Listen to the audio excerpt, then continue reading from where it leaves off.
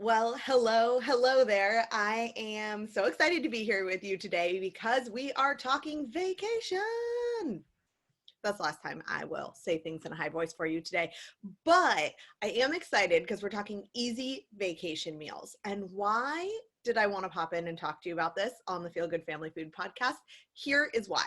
I have heard from so many of you, and I've been there myself, where you get super excited, you save all year, you save your time and your money and your energy, and you get ready to go on a family vacation. And because you have kids, you probably have selected a place that has a kitchen and you have good intentions. And then you get there and you spend your time stressed about the same things that you've been stressed about at home. You're worried about how the kids are eating. You're worried about the food you're making. You're worried about cleaning up after the food that you're making. And I just think this is utter craziness. And I can say that because I've done it too. And so I want to help all of us be a little bit more intentional in the way we approach vacation food, especially if you are vacationing with big extended family, so that it actually feels like a vacation and you get to keep your priorities in line in terms of the way that you're eating, saving money, all of the reasons that we take on this food stuff while we're on vacation. So in today's episode on easy vacation meals, I'm going to be talking about my philosophy on eating on vacation. I'm going to talk about a couple things that haven't worked for me. I will share some real life examples. I'm going to share some cook ahead ideas. This is one of my key strategies for eating well on vacation if you are traveling nearby, aka not on a plane. And then finally, share a couple of ways that I recommend you get help with vacation food so that you don't spend all your time cooking and cleaning. Sound good? Let's dive in. All right. Easy vacation meals for a crowd. Now, let's give a caveat. The crowd in this case could be a 4-person family or a 30-person house rental that you are all staying at. These strategies work either way. And of course, just the quantity of food that you buy and prepare is going to be different depending on the size of the group. And I would say your control over the food in the situation is also going to be dependent on the size of the group that's present. Before I give you all my best tips, the show notes for this episode are at cookingwithafullplate.com/easy vacation meals. So cookingwithfullplate.com/easy vacation meals. And there you're going to find the notes from today's episode. So you don't need to write anything down, but you're also going to find some links to some awesome recipes that will help you with your vacation food. So I told you I'm going to start out with my philosophy on vacation food. So here it is. I fully embrace vacation as a break from the norm in our family. Meaning you are not going to hear me talk a lot about focusing on making healthy choices in this podcast because I think vacation is a time to experience the place where you are. And I'll say that again. For me, vacation is a time to experience the place where you are. You'll notice that what I didn't say though is it's a time to go absolutely crazy with your food. And here is how I make the distinction in my family, and maybe it will inspire you to make a similar or other distinction for your family. Here's the distinction. That means that we are going to try the best local ice cream place. We're going to go for donuts and coffee in the morning. We are going to have food adventures and eat at delicious restaurants and not worry about the food that we're eating at all. What it doesn't look like and what it doesn't mean for us is that we're going to buy all the junk food that we never eat at home and we're going to bring it to the house that we're staying at and we are going to gorge ourselves. Because to me, that's not an experience. That doesn't mean that if special foods are around that we aren't going to enjoy them. That doesn't mean that if we are vacationing with other people that I'm going to put restrictions on them, but it does mean that I'm not going to buy all the Doritos and the candy and the soda and the things that I don't eat most of the time and bring them into the house and make that the event. And this is for 2 reasons. One, I still want to feel good when I'm on vacation. In fact, usually even more so because you're in a bathing suit and you're out and you're expending energy, and it's not just about looking good, it's about like feeling good and feeling your best. But secondly, because if I make those decisions, then I don't have the space to be as liberal and to feel good about other choices we're making around that ice cream and the donuts and the coffee and the dinners that I was talking about. And so I prioritize food experiences over making exceptions for food experiences rather than piling up on junk food and teaching my kids that this is like great vacation food and it's a treat we have when on vacation. I'm like super careful. I try to be really careful around like how I sometimes without words even show them what things mean. So that's why that works for us. Now, again, if those foods are present, if I'm with another family, we enjoy ourselves. And I try not to actually have very many conversations about it with my kids at all. But I think that thought process might just help you as we go into this next part where I talk about the actual food that I'm going to make and the food that I'm going to bring and all those kinds of things. The second piece of this is that when we go on vacation to a place that has a kitchen, I'm actually usually bummed. I know this is the opposite of most people because you're like, I'm going to save money and this is going to be fantastic. But the truth is that I am bummed when we stay somewhere with a kitchen, because what it usually means is that if I'm not careful, I'm going to end up doing the same thing that I always do at home, which is spend time thinking about food, spend time buying food, spend time organizing food, spend time cooking food, spending time cleaning up after food. It's like all of these things, and it's basically watching your kids in another location, which, let's be honest, vacation with kids is basically watching your kids in another location anyways. So I try not to also make it harder on myself by like keeping these strict standards or telling myself, oh, we're only going to eat out like once or twice. You know, setting all of these expectations that get me in a state where I'm just momming in another place. This might work differently for you. I don't claim that this is the only way to do it. It's just food for thought that you might actually not want a kitchen. That said, if we end up with a kitchen and I'm trying to avoid momming in another place, there are some really simple strategies that I employ with vacation food that help us to save money, save time of like trekking to places for every single meal, and lay a healthy baseline so that everything else becomes a blip on our nutritional radar. And so we can really enjoy ourselves and still feel really good. Some of those strategies look like this. I will always stock the fridge with things like plain yogurt, a bunch of fruit, ideally local fruit if we're somewhere special. When we're back east in Rhode Island, we will go blueberry picking. So we'll stock the fridge with lots of blueberries via an activity. And I think this is a really fun way to show kids about their food as well and get them excited about things that might not live up to the like candy hype that they sometimes get on vacation, but it makes it an experience and it gives them some motivation to try it, right, when kids are involved with food. What else do I stock up with? Like I will get some, maybe like a rotisserie chicken so that we know we can have easy lunches, or some pre-prepped salad. And I'm going to come back to all of this, like how to get help from the store later, you know, canned tuna, things that are really simple, but also high in nutrition. And when I look for high in nutrition, I'm looking for like healthy pre-cooked proteins.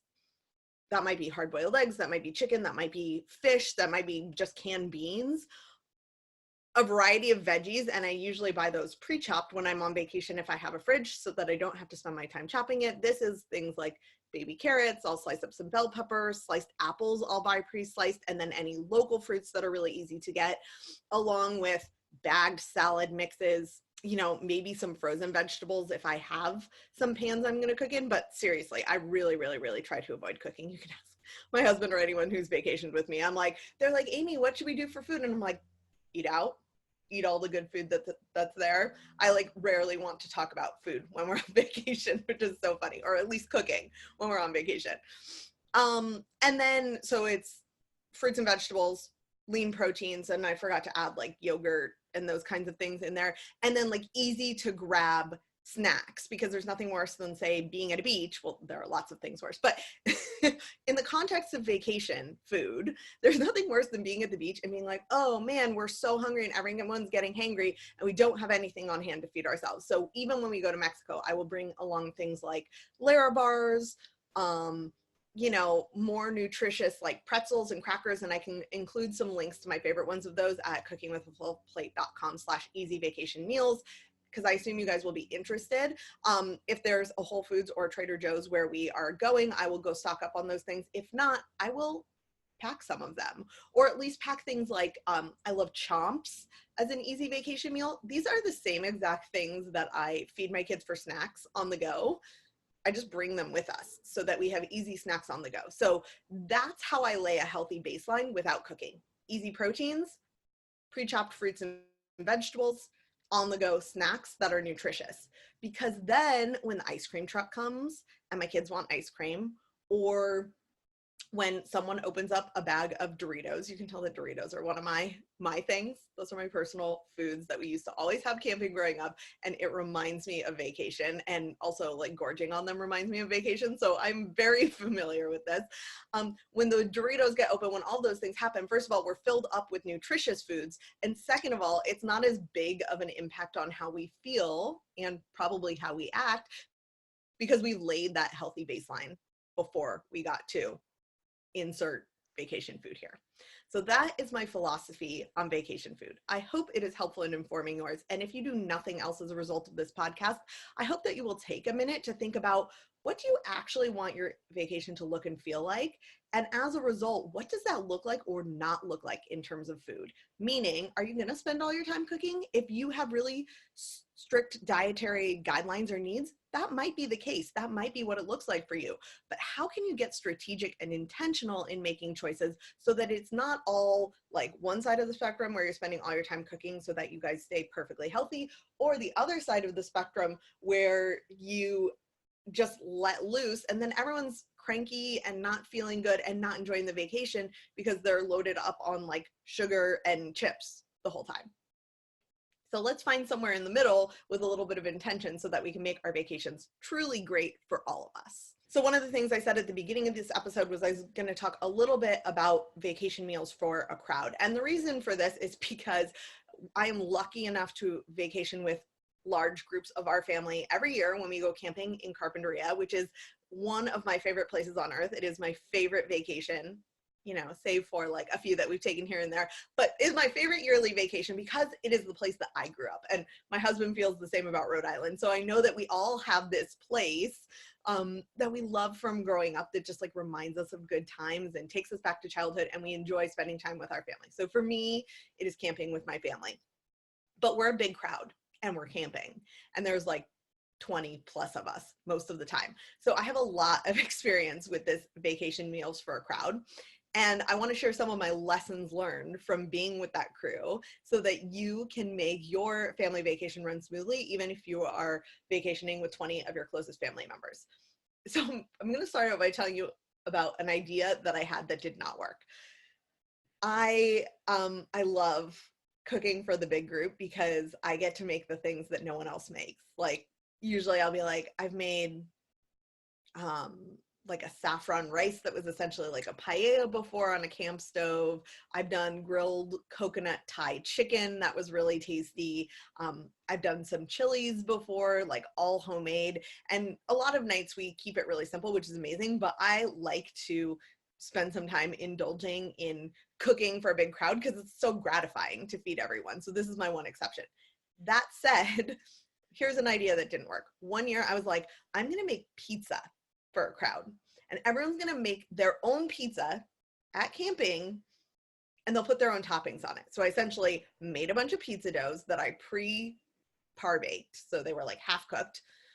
And then I brought all the toppings and everyone got to make their own pizza. And in theory, this was an amazing idea. I pre-baked the dough. I was really on it. And I did a lot of work ahead of time, which I'm going to get to in just a minute, around cooking ahead and some strategies for that. But all of that said, here's what didn't work. We were camping, so there's like limited oven and grill space. I had all of these toppings, and it takes time for everyone to make their pizza. So this dinner honestly took like an hour and a half for everyone to get through the line, to make their pizza, to wait for other people, to wait for it to cook. Nobody got to eat at the same time. This was not my best idea. So what did I learn from that?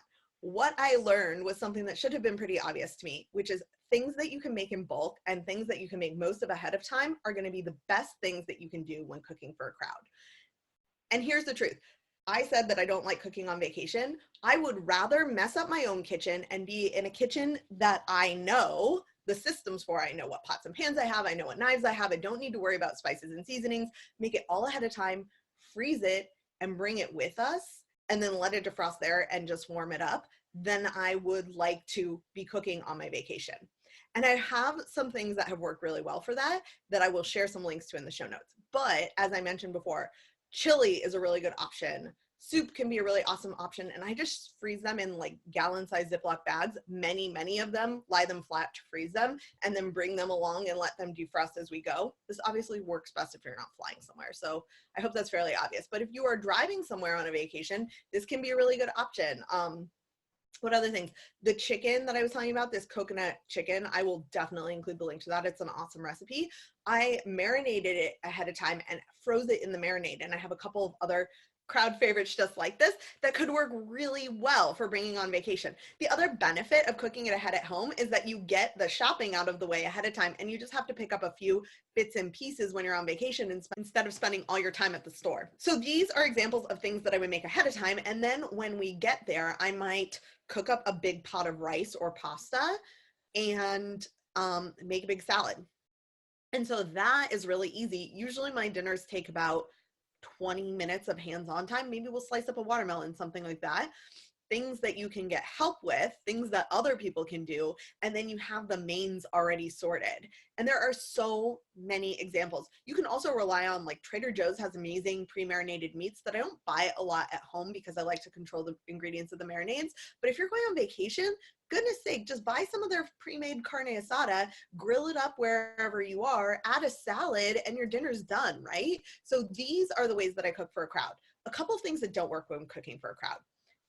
I recommend not cooking anything that has to be individually made. So my pizzas were a good example of that, or perhaps a bad example of it, depending on how you're thinking about it. Other things would be like, if you're making meatballs, then you got to make a million meatballs for these 20 people. You don't know how many each person's going to take, and then you have to have like kind of individual portions, and not to mention you have to roll each one of them. So that is not a great thing to make if you're going on vacation. If I were gonna make burgers, which can be easy, I would keep the seasoning really simple, and I would just make them into the patties there and then grill them up individually. Or there are some awesome pre-seasoned patties that you can buy frozen and throw on the grill. I've even seen them at places like Whole Foods now. So there are all kinds of options available to you. But whenever possible, I really want to encourage you to cook ahead. And this could be something that you do with other folks that are coming on vacation. You could even do like a bunch of different things. You could marinate some chicken, you could marinate some steak, you could make a big thing of pasta sauce, you could make a big thing of chili, you could freeze all of these things, bring them with you in a cooler, let them defrost one by one in the fridge as you're about ready to make them, and you can see how this would come together. That very little actually has to be done on your vacation.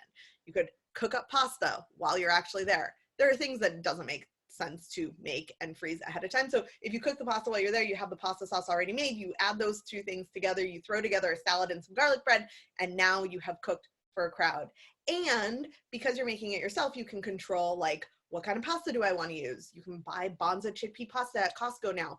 You could buy brown rice pasta. You could buy spiralized zucchini at Target. I've seen it there. So these are ways that you can do like easy nutritional upgrades that again help you lay a healthy baseline when you are eating in and when you are eating the food that you've cooked, so that everything else becomes a blip on that nutritional radar. I hope this is making sense and maybe inspiring you to think about some of these things. So my final tip is, whether or not you cook ahead, you need help. Do not try to do this all yourself, whether it is you and your kids and your husband, whether it is you and your closest 30 family members. Don't be a martyr when it comes to food on your vacation. You're here, you're listening to this podcast, you're obviously thinking about food, you want to have some control over your food, you're being thoughtful, but seriously, vacation is not the time to like test new cooking skills, to take on everything yourself, to try and be in utter control. It is going to ruin your vacation. I've learned this the hard way. So what can you do instead? Get help. Ask for help. This is the perfect opportunity to start asking for help. So there are two ways that you can get help. If you don't mind asking, if you're feeling brave or like there are people who can support you, the main way I suggest is dividing and conquering. So one thing we've been doing for years on this family vacation at camping, so we're out, it's not the wilderness, it's at the beach, and we camp out of cars. So like, don't get too many ideas here. But one of the things we do at camping is everyone has a different night that they're on. So we have a caper chart that my aunt is lovely enough to put together every single year. You have like a main person who actually figures out what the food is going to be and puts together the list and does most of the things. So on my night, that's me. And then you have people who are there to help you, who can cut up a watermelon, who can put together a salad, who can clean the dishes afterwards. You should not be in charge of everything yourself. So dividing and conquering is key. We have enough people that one person is in charge of every night, and then they have kind of like a support staff. But you can rotate through folks. You could maybe take 2 nights. You could have someone else take a couple of nights. We always plan at least a couple of nights eating out. Remember, this is a place we go year over year. So my statement earlier about like having food experiences is relevant, but not necessarily as relevant as it might be in a new place that you're going. But certainly we plan a couple of nights out too. And we have a couple of nights where we like bring in Mexican food or order pizza or some of those like more simple things to just keep things easy and accessible and enjoyable for everyone. Remember, it's not just about the food. And then the second way, so if you don't have folks who can or are willing to help you, first of all, get a new family. The second of all is don't be afraid to rely on store-bought help. And some of my favorite examples of store-bought help have already been mentioned, but they're things like using rotisserie chicken for your meal. I love buying the pre-bought Costco salads. I forget what the brand is, but they have like all the toppings on them. Trader Joe's sells them too. One of the easy hacks that I've been doing just for my own lunches is buying those salads because everything's chopped up. I only include the toppings that I actually want to include on top of it. So if you had, say, a wheat sensitivity and you buy the Mediterranean one, you can leave the pita chips off as long as, someone's not deathly allergic. Leave them off, put them to the side, and then I'll check the ingredients list on the dressing. It's usually iffy. Sometimes they're good. But if I don't feel great about the dressing, then I can make a dressing ahead of time. Those usually keep for about a week. I can bring it along with us, and then I'll use that as the dressing, which usually tastes better. I can control the ingredients, but I'm not having to do a lot of work, and I can do some of the cooking ahead. What are some other store-bought help? I mean, I mentioned sliced apples. Like, do things you might not normally do, pre-sliced up pineapple. All of these kinds of things can ease. Remember, it's not just the time that you spend cooking these things, like apples and pineapple obviously don't have to be cooked. It's not just your cooking time, it's your chopping time. It's using tools that you aren't used to, which is going to take more time. It's cleaning up after that, not just like the cutting board, but all the stuff that fell on the ground. These are all things that are going to take up your time. And I want to encourage you to remember that this is your vacation too, that there are easy ways that you can get some help either from your loved ones or by paying for it at the store that can help you enjoy your vacation more. These are not nutritional shortcuts. You are still going to get nutrition. You're still laying that healthy baseline, and you are still making space to really enjoy yourself, both food-wise and energy-wise. That's all I've got. I told you a little bit about my philosophy for vacationing and how I deal with food on it. Talked about some stuff that doesn't work when you're cooking for a crowd on vacation, some ideas of things that actually do work, and then some ways that you can get help. I hope that this was super helpful to you today. As always, I want to give you one thing that you can do as a result of this podcast. So for today, I would love for you to share with me your favorite vacation meal. Whether that's something that you go out to eat every year or whether that's something you love to make and bring along, let me know what your favorite vacation meal is. You can find me over at Instagram, at Cooking with a Full Plate, or on Facebook under Healthy Food for Busy Families. I look forward to hearing from you. I need some inspiration for our camping trips this year, so help me out, and I will talk to you again next Tuesday.